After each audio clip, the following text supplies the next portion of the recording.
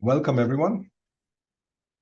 Closures of cultural institutions as a result of the corona pandemic, right-wing populist cultural agendas and even policies that work against independent media and cultural workers, and then the Russian attacks on Ukrainian cultural institutions attempting to erase the country's cultural identity and artistic vitality.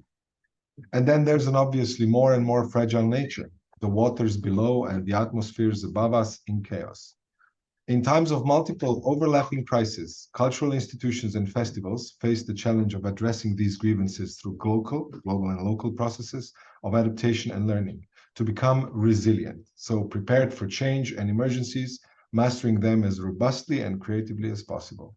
What resilience strategies are needed at the regional and global level to enable sustainable international cultural production and to establish solidarity-based forms of partnership? What are the most interesting examples from here and there and beyond? Sergei Klimko, Kiev Biennale, Ukraine. Mei Shimada, CCBT, Creative Civic Base, Tokyo, Japan. Birte Sonnenberg, Hellerau, Hybrid Biennale, Germany, and moderated by myself, Peter Purk, University of Nova Gorica, European Capital of Culture 2025, Go 2025, Slovenia. So may I say for the beginning that all of us four here today represent different, but in a way related, fragile positions in terms of our more or less peripheral geographies, political or institutional contexts. We do represent different artistic and cultural realms. We work within quite different registers. However, we all share this time of perpetual crisis or pluri-crisis, as we might say. So this talk shall meander through four sets of perspectives on how to boost resilience and develop a new kind of fragility that also retains a certain agency or even agility, may we playfully say resilibility. These perspectives are curation and mediation, cooperation and partnerships, artistic strategies, concepts and poetics, and management strategies. So for this talk today and for this 1 hour, I'm kindly asking you to speak mainly from your perspectives of the institutions or initiatives which you represent, but of course also from your personal experiences with the curating and the production process, the cultural strategies and policies, your work with or against, with and for the artists, in the context of harsh conditions, all different, but in a way also similar, in terms of what kind of crisis is or was at stake. Your institutions are mostly publicly funded and support the artists and their work, as well as interaction with manifold audiences in different ways, through productions, residencies, international co-productions, local community alliances, and so on. So, first, curation and mediation. Birte, you are running programs in Hellerau, near here around Dresden, Germany. Many great productions, residencies. You are one of the 7 in the network of nationally funded theaters. Thus, you can both afford and have to act at both local, national, and international scale. So, how do you, in your work, take up the global crisis issues? Do you tend to translate them into local issues or languages, or keep them generic, perhaps transnational? So a broader range of artists and also a broader range of audiences can relate to them. Hello. I think this is twofold. It's, of course, we keep it in a way local because we are here based in Dresden. We have a public that is mostly based in Dresden and beyond the region. Of course, we also have international visitors, but we try to translate these issues depending on the focus and theme we choose in a program that is manifold in the sense that we can address different audiences. So, for example, that we have in a festival, let's say, for the Hybrid Biennale, we have local artists working together and along international and national positions. So we as Hellerau understand each other as a kind of meeting as well as melting point, in the sense that we try to enable and give a room, or in some sense also a shelter, for continuous cultural production and exchange. Thank you.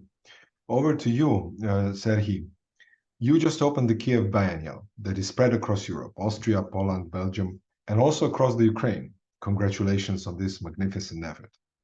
The biennial does not have an explicit topic or motto, since that is an elephant in the room, as you mentioned yesterday at the opening of the symposium. So, what are the possibilities in the current terrible situation of the more or less ongoing full-scale invasion of Ukraine of creating a sustainable solidarity-based cultural production? How can artists and institutions face and support crisis-stricken regions, and how to plan and design counter-crisis events? Definitely with the difference probably between a national and an international perspective, right? So how did the Kiev Biennial 2023 come about, really?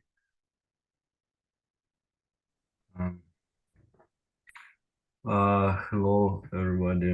So I'm now after the yesterday's opening in Kiev and going today to the next station of the Biennial to Ivano-Frankivsk, which will continue our program. How did it happen? I would rather say like due to miracle probably. That we are still able to do this in Kiev and other cities. And as you mentioned, the mode of operation of our group's institution, like a financial mode. So we never received public funding. We are not subject of city support or governmental support. We are independent institution funded on the grant basis of Western foundations mostly. And unfortunately, so we already, it's the fifth Biennale. We started in 2015, but we never worked with the city, although we tried to, but never got any support from the city. And this is also kind of describes the mode of contemporary art existence and the art community existence in Ukraine even before the war, and now it's only more complicated. And that's why actually this edition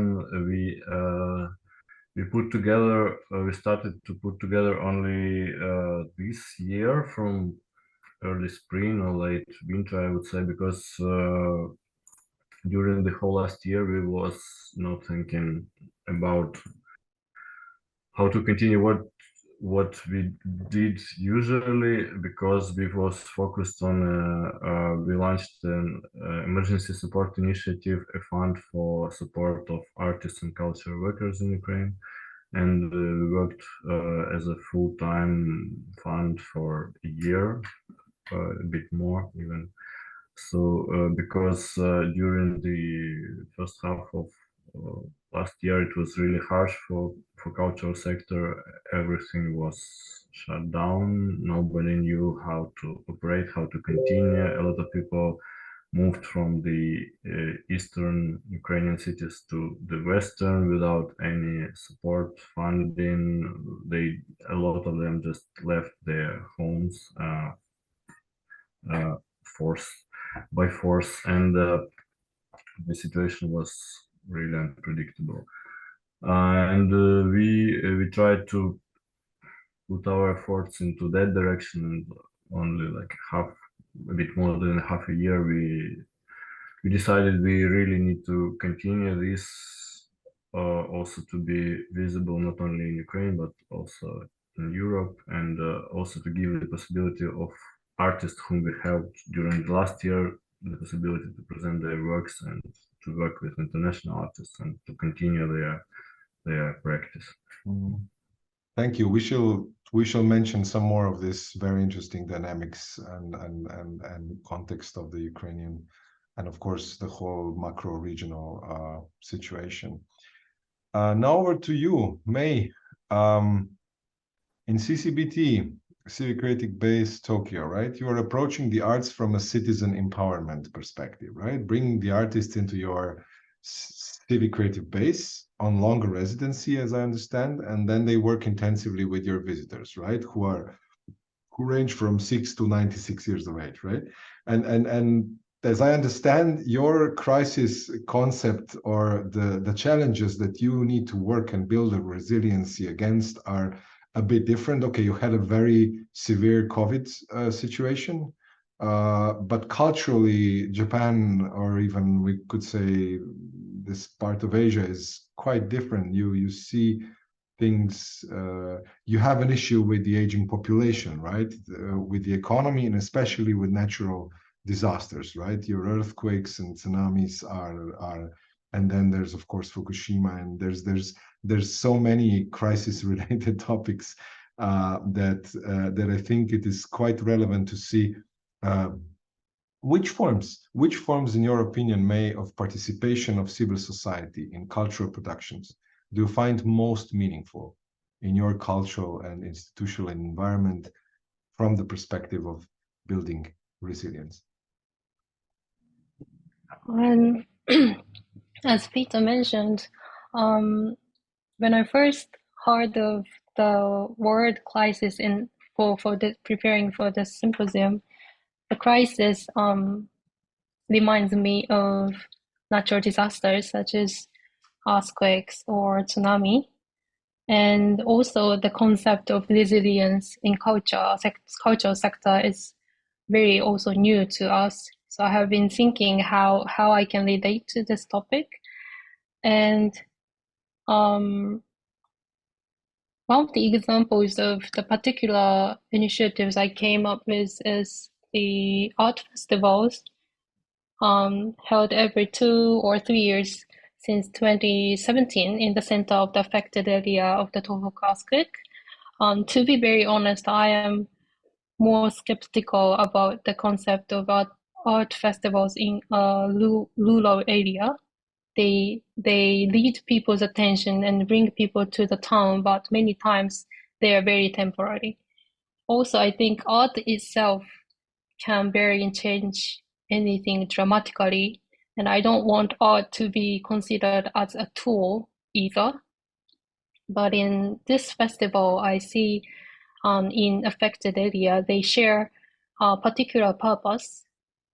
Here it's this reconstruction of the land, and the executive committee and the artists, they work very closely and side by side for a long term, come back to the city or town every few years, face the city and the people there and how people living there, and then create something new, which might give total new perspective to the city or how outside of the city people see the city. So they use arts as a medium, not as a tool. So I see all those gentle and long-term process might function as a very firm strategy for cultural resiliency, I believe. And many times it requires long-term cooperation, and we need to convince people and governments and institutions that it takes time. But we need a strategy to make it last long. I think. Thank you. Very valuable initial positions. May I say also from the tandem of European Capitals of Culture 2025, which is Chemnitz, where I sit right now, where there's this Pochen Symposium running, and next year the Pochen Biennial, and Nova Gorica, Slovenia, on the border to Italy, where we are facing a similar challenge of brain draining the microregion. The urban tissue is actually depleted. Young people all want to go to big cities, similar as in Chemnitz. Of course, in this grounds, populist, or so to say, right-wing populist ideas, trends can take ground. The communities are disintegrated. Of course, there is no meaningful discourse on the most important burning topics and how to basically contribute to solving these topics, because the society, the communities are atomized. People are for themselves, and I think that these initiatives, such as the Capital of Culture, can be used for that. But are they? What is there to be done? Which forms? Which kind of cooperations and partnerships are the most fruitful? Let's speak about this in the second part. So cooperation and partnerships. Maybe first at Birte and May. I wonder what kind of new local maybe even interdisciplinary partnerships with institutions from cultural politics, science, even economy, would you point out to foster such resilience? How may the local partnerships link into global alliances and vice versa? What are perhaps the models or practices that seem most viable in the face of the current multiple crisis situations? Any examples of particularly efficient or non-efficient policies or policy changes, right? For Birte, this would mean how did the state of Saxony, perhaps on a regional level, and then der Bund, so the federal state of Germany, support Hellerau, and in fact the border performing the broader performing arts sector. What are the synergies with the EU, perhaps? Any specific difference between the corona and the war crisis, Birte, perhaps? Yeah.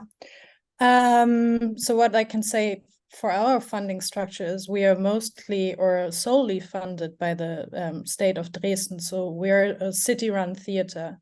We don't get any national funding. What we get is in the alliances of the international production houses that has been there for 7 years now.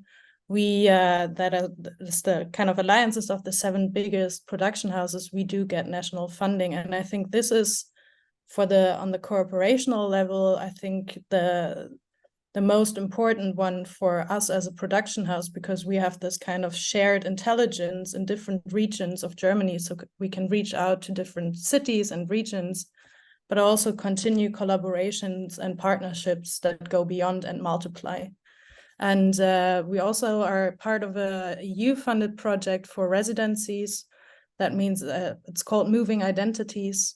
And that's been going on for the next few years. So this also means kind of I wouldn't say long-term, but what does long actually mean in a cultural sector? It's more like a midterm partnership that we try to establish, but there's always the question after this, and I think that's everybody here sitting, it's always the question of what comes next and after this, because we put on and in a lot of effort to actually build up these relations, but they are based on money. So for Dresden, I think it has a rich cultural scene. There are a lot of theaters, a lot of museums, but it's also some bigger institutions against some smaller institutions. So there's always also the fear of cultural, let's say, concurrence in a way, that we are, of course, also in a field where we seek for attention and proliferation. So this is, I think, for us in Hellerau, we are also based not in the city center. We are based on a mountain, and people need to take a tram for 15 minutes. It doesn't sound long, but for a lot of people, it is long. So we also need to see what kind of partnerships actually can cover for this kind of transportational lag or remoteness. Now, CCBT is in Shibuya, right? The center of Tokyo, but Tokyo is 30 times bigger than Dresden. So it has a lot of other content. And how did the city of Tokyo perhaps may support this you with any policy change? Like you started off a year ago, right? Do you get any incentives, any high-level partnerships, broader international offers that would make you actually stick out and make this meaningful change that you are supposed to do in activating citizens into creativity and thus creating, of course, social cohesion and resilience? Since CCBT is organized by Tokyo Met, it's fully funded by Tokyo Met. We are many times asked to collaborate with the city, Tokyo, and especially Shibuya. Also we are asked to collaborate globally. So last month, I visited Pisa in Slovenia, and we have collaboration with Linz in Austria. We have we hold many global symposiums and inviting people from them, and yeah, and also our core collaborator will be universities in Japan. And yeah, and also the establishment of the CCVT itself is under the awareness of weakness of digital transformation of Tokyo, I think. So it was planned on the pandemic. We had only 1 year of preparation time, and boom, in 1 year, CCVT was opened. So we have this tight connection, relationship with Tokyo cultural policy changes. Okay, thank you. Serhi, how does this, this discourse sound as if it comes in times of peace and and the others are less aware, but of course we are all quite well aware of these times of war, which in other sectors, I guess, of society can and should help the badly stricken cultural sector, right? Like other sectors help culture, and vice versa. I heard especially about several cases now in Ukraine where actually artists or the cultural sector help society, which also happened in times of crisis and war, because we have the language, we have the means, we have the network, we have the agility, maybe not the fragility. So yesterday here at the Pochen Symposium, I spoke to the Ukrainian curator Olena Kasperovich, and then she said that many Ukrainian artists moved to the west of the country, to Lviv, like you mentioned, where it's safer. Many went abroad, but then in Slovenia, we quite often hear of artists going to the front. And we hear of cultural producers recently moving their residencies and productions back toward the east of the Ukraine.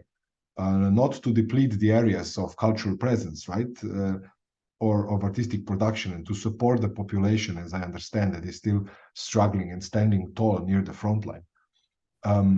Does the EU and the US support that is mostly dominant really work along these lines, and how does that solidarity really feel like on the other side, near the front lines? Thank you for the question. I think what you described,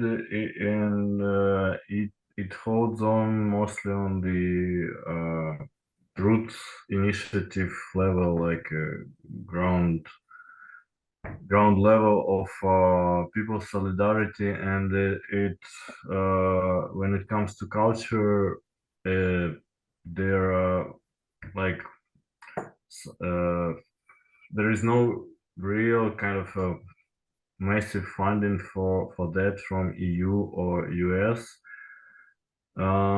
It is mostly small grants from different programs from Creative Europe as well, but comparing to the situation which is needed for the regions which was devastated, and for example Kharkiv or some other cities where people, as you described, really moved completely.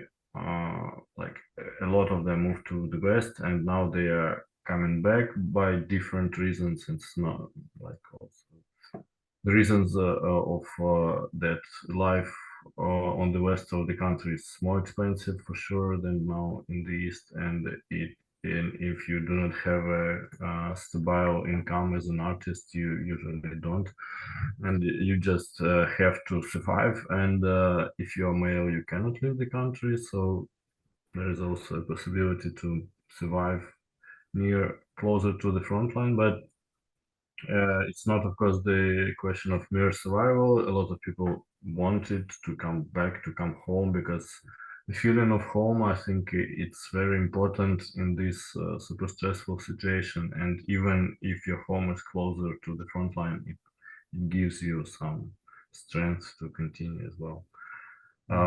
So to rebuild this cultural infrastructure, there is no capacities apart from the ground initiatives.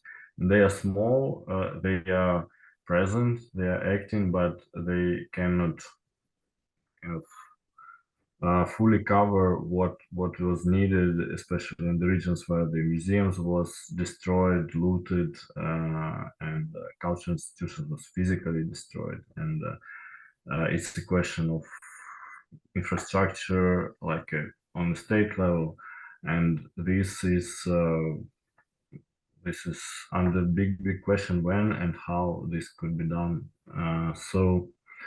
And a lot of people, of course, moved to the EU and other countries from the West, and it's also a part of the problem, of reintegration of community. How it is possible to invite people back, not to force them, but to invite, because there is also like different attitudes to those who moved abroad from inside, and unfortunately if to speak about the general solidarity, it's not always present as well, because there are some groups that like view the cultural migrants differently, for example. So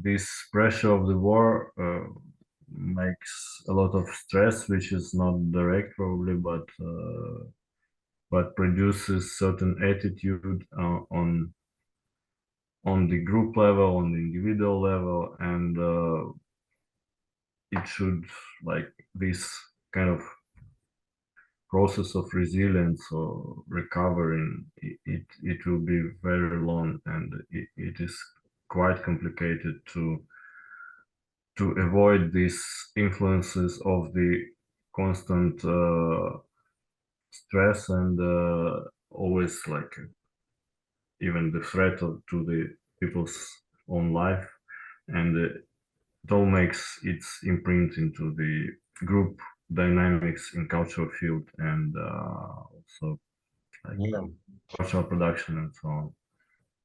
Thanks. Gets us thinking. We are halfway through.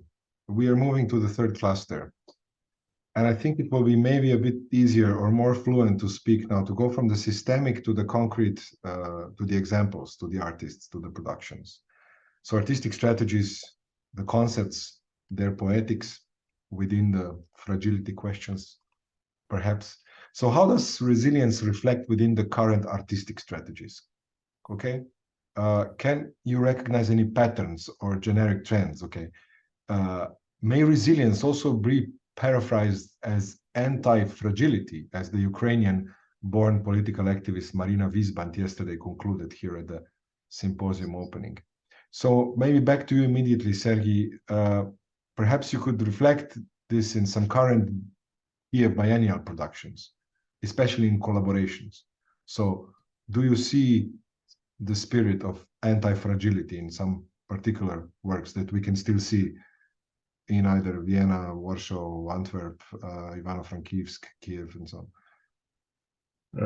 Yes, for sure there is a demand for anti-fragility, and most of the people try to stay strong and to speak strong, to work strong against the situation, but also you cannot avoid the effect of the fragility of people's life, of current economic, political, institutional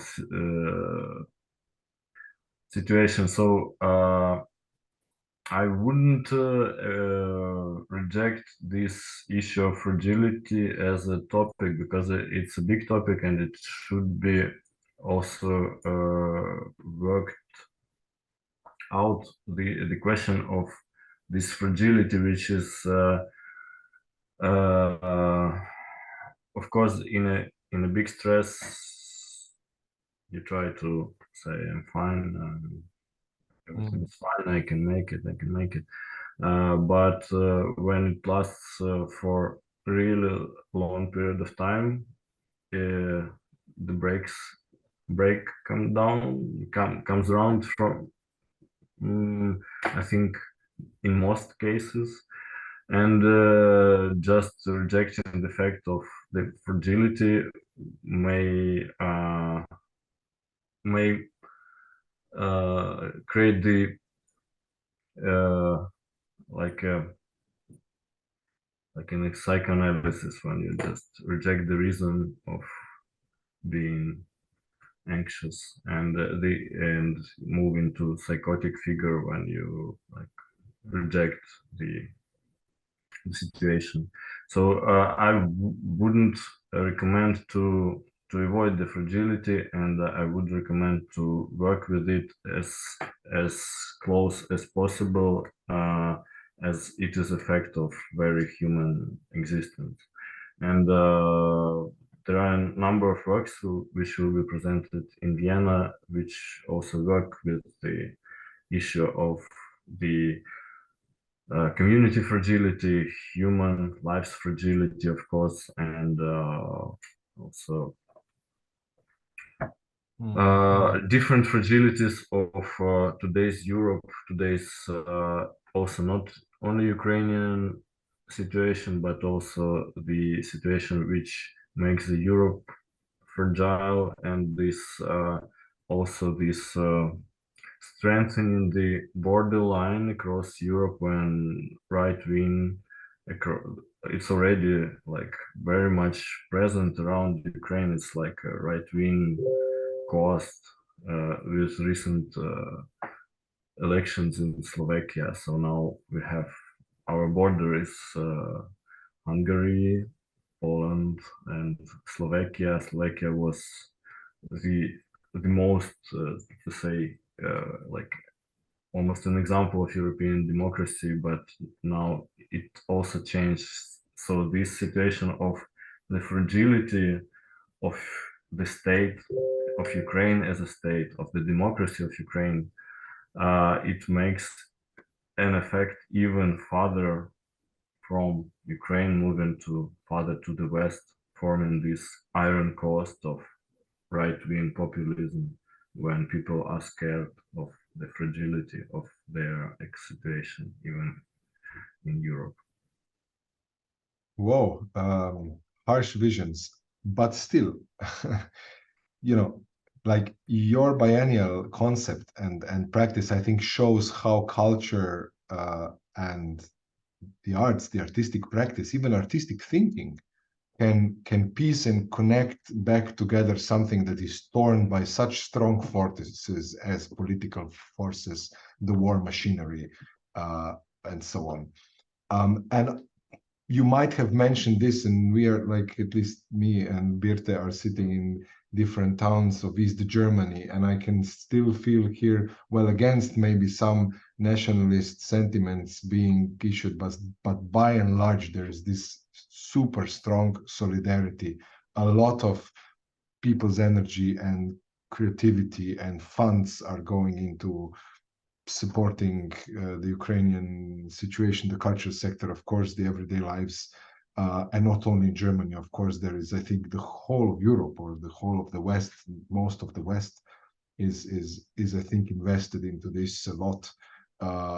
We might speak of psychoanalytical reasons for that, or collective psychoanalytical reasons, but Birte, and then later on, I will also ask her, like, how does this look like from the far off Japan? Like, how does this look like from, let's say, a radical Eastern, global Eastern perspective? But first, Birte, which are the most interesting examples you think lately that operate with the concepts and contexts of resilience versus fragility?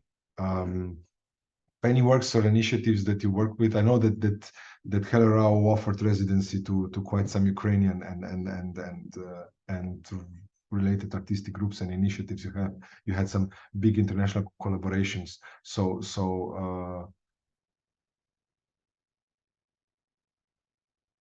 Yeah, exactly. I think there's also, like, as I said, we mostly work in a festival context. So we have this one festival that we're always looking towards Eastern neighbors, and our last edition was on Ukrainian artists or art scene, and the next edition will be on the Hungarian one. So we also have these political situations there, as manifold as they are, and also as different stresses they are put on these communities and scenes. We try to open this window also towards these neighbors and to enable them to come here. And what I feel like, this is a way too general observation that I have, but I think that there are a lot of, in terms of on the themes, there are a lot of psychological issues being now put on stage. So we see a lot of artists that are actually dealing with their personal histories and also upcomings and risings. So I think this is also kind of also a time where people start to ask, what did this actually do to me or to my communities and families and surroundings? And what I can also see is that after the pandemic, a lot of people or artists were quite hesitant to go back on stage because they were also always thinking in this dual thing of hybrids. How can we actually do this? Will this actually happen? And it took some time for them to also regain stage and feel comfortable. And what they did, most of them, is also that they were reaching way more out to the audience and other communities to work on a more kind of, say, horizontal level. And this is also where our residency program comes in, that we have or had, to be honest, Ukrainian artists that we were able to host here, and also from other initiatives, that they were able to actually really keep on working. And this was one of the most important strategies that we had to actually enable them to keep on working in a safer space. Thank you. And then it is not only resilience versus fragility, right, of humans. Since decades already, but now increasingly, we are also speaking about this fragility of natural systems, also of other living beings, including non-living nature. The fragility of climate that seems to be crumbling before our very eyes. So May, the natural disasters related artistic practice, as far as I experienced it in Japan, has a very certain, well, fragile, but also very agile poetics. It is often bound deeply into communities, the stricken communities.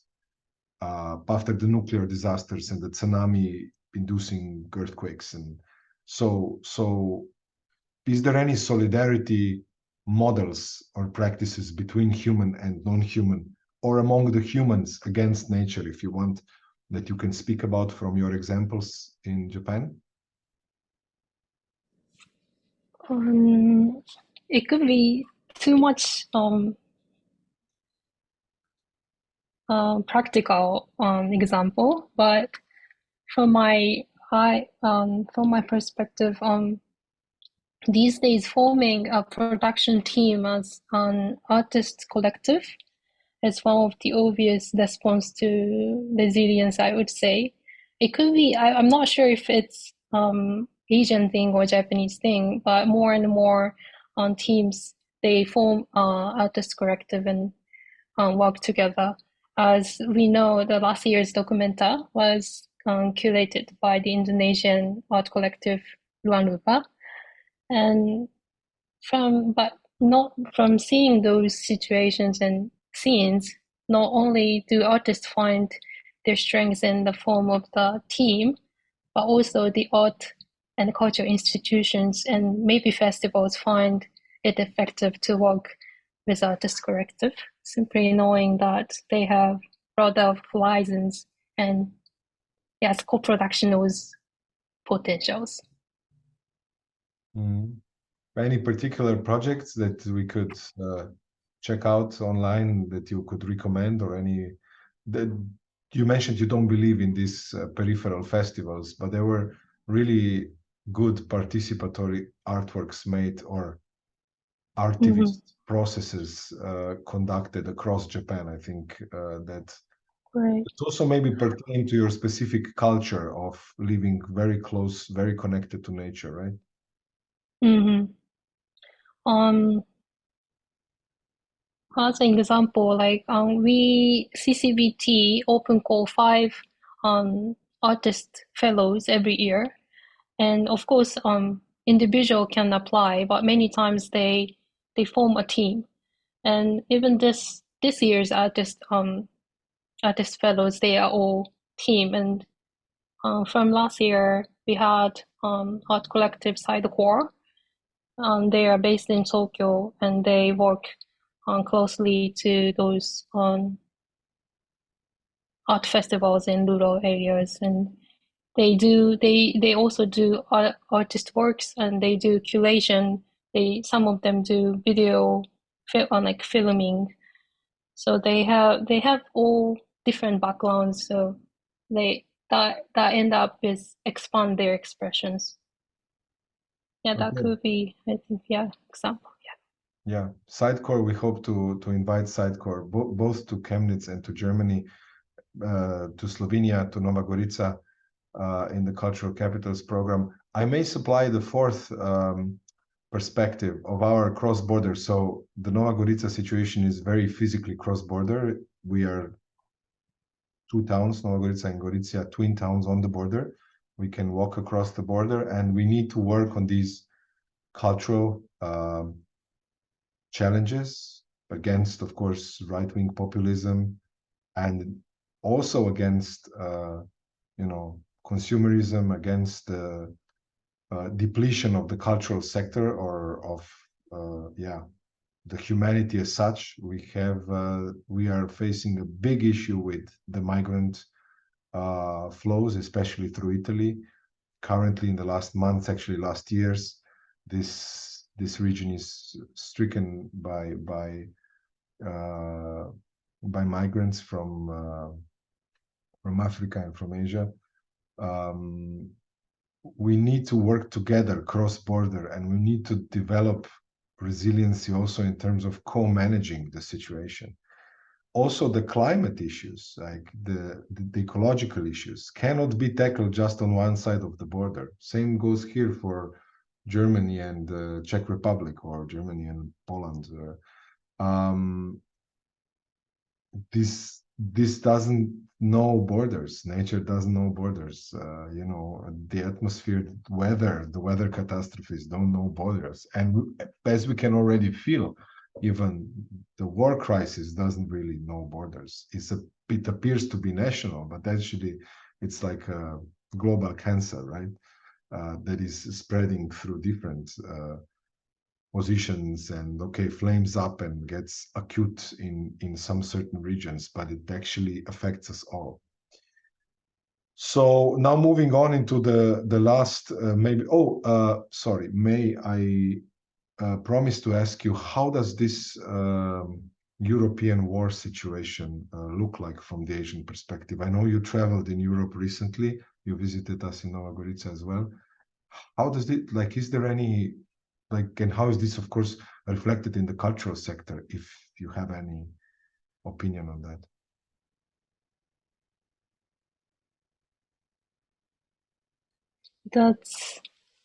That's a very hard question, actually, because Japan is an island country, and last month, yes, I visited Nova Gorica, and it was my first time go across the border on my foot. I went in to Italy from Slovenia, and that was whole new experience for me, because if I wish to go to abroad, there was no way other than taking a plane.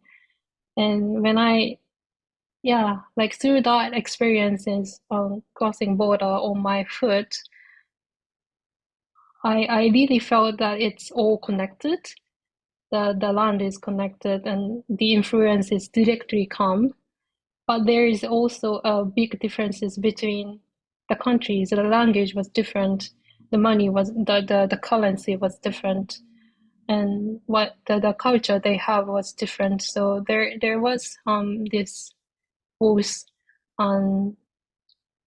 I found a lot of common things between European countries, but at the same time they are very different. And yeah, I don't know how to like conclude this, but Yeah, I can help you with even sharpening this up, because Japan, as you say, considers itself as an island. Many countries now consider themselves as islands. We have our own government, we decide about our own things, and you are physically an island. But now, metaphorically speaking, like World War II hit Japan really badly, and of course, Japan as a state collaborated. And just before World War II, like 100 years ago, you had a military conflict, several military conflicts, actually, with the USSR space, with the ex-Russian space as well. So it's all quite connected, isn't it? Like, yeah, it is. how come there is no reflection of this in the Japanese culture? And I'm using it really as a metaphor and as a case, because I know also in Japan there is a lot of really progressive thinking and a lot of really healthy politics and activism going on. Sorry, what was it? Well, I mean, it's a question for the spirits, not really for you, as they would say. So in Shintoist terms, it's a question for the spirits. It's more it's a self-explanatory question, I hope. Let's go further and finish up with management strategies. So really, we are here representing institutions. So I would like to discuss the strategies in your domestic organizations, the communities and groups. Do you recognize any existing potentials, of your partnerships that could promote such curatorial and artistic practices that we mentioned? And what would be this kind of a truly sustainable cultural policy that would support them? So if you imagine and try not to be restricted by the current situation, pluri-crisis, but actually, what would be the cultural policies, the moves that would need to be done, that we would need to all fight for, to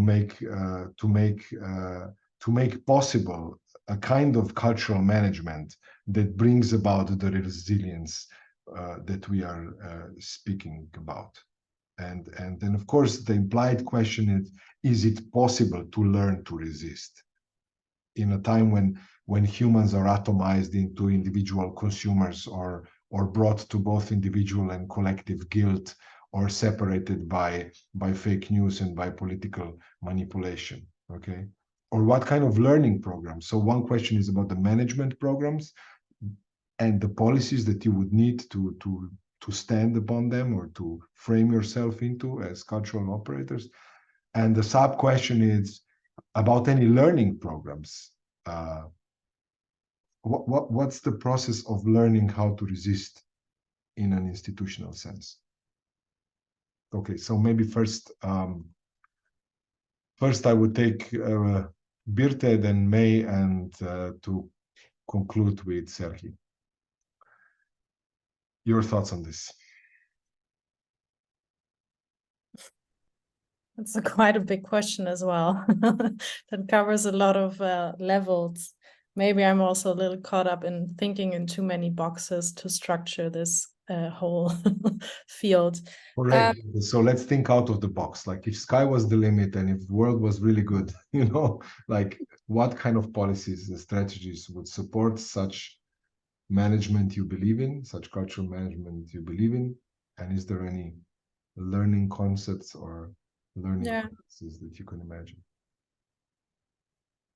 From what I can tell so far, also from my experience, I think the most vivid and nourishing experiences I had so far was actually when we were kind of collaborating cross-border internationally. And of course, we always need to think what we can actually do. And we are only people. We only have 24 hours a day to actually work, or to put our energy into something. But I think it's more these kind of punctual connections that then really develop into a network that works vice versa. So for us at Hellerau, it's definitely to strengthen our ties with our eastern neighbors, that is with some institution in Poland, some in the Czech Republic, but also looking towards, as I said, more further east to Hungary, and also to keep on, and that's actually the point, to also keep on collaborating with the artists that we had so far. So this is actually something that we want to develop, and also to feed sustainable relationships. And this also means that there's the need for policy shift in that way, that we do not only apply for funding for this kind of holy festival that's there for, as you said, May, for about 2 weeks and then it's gone or something. We need something that kind of enabled us and artists to learn from each other. And this also means kind of to see where we can strengthen the exchange in terms of, I don't know, academies or something. This is something we were thinking on, what does it actually mean to work internationally?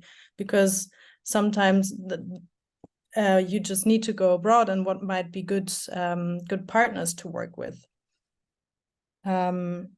And I think that is actually, but also for us, as curators, we always encounter individuals and different backgrounds. So we also need to see what we can actually do as institutions to become more aware of situations, of individuals, of groups, of communities. And that means exchange. Thank you, Birte. May, your thoughts on this? Regarding the collaborations, I think most of the collaborations would work without any problems if only they share common goals or vision. But these days, I think it's all about if there is a right person or people to bridge those different parties, like two or more parties. So what we really need to do is to develop human resources who could do that role. That shows that also shows the attitude and the motivation of the institutions or the as a country towards collaboration, and if they would like to expand those collaboration into even the global level. And also, Birte also touched this topic, but under the COVID situation, there was a big effort to provide financial support from the Japan government to keep art and culture alive. And the amount of the total budget wasn't a small one, but then they turned out as more like a living expenses support for artists, just splitting money, or in a form of grants to pay for the finished work. But when I think of that moment right now, what artists really needed at that moment was the continuous production opportunities, of course followed with financial support. So if by those policy changes by the government changed any working condition, like art production condition, if you ask me if not anything was improved, I hardly say yes. And I think of the problem, we needed to explore why art production had to be paused, what was the problem of the existing system or policies, and how we can change them to the next level, or to prepare the times we face similar problems. Thank you, May. So last but not least, Serhi, outside the boxes of the currently grim situation, what would it take? and how to learn these new, like how to unlearn the bad habits and the bad ways, and how to learn new and better ways to become resilient. What do you think? I think it will take years and years,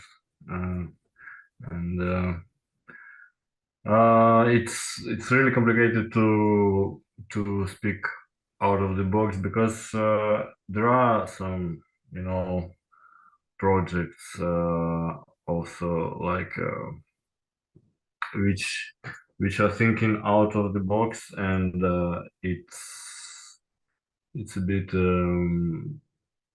different outcome, and different reasons make them to do so. As for example, there was a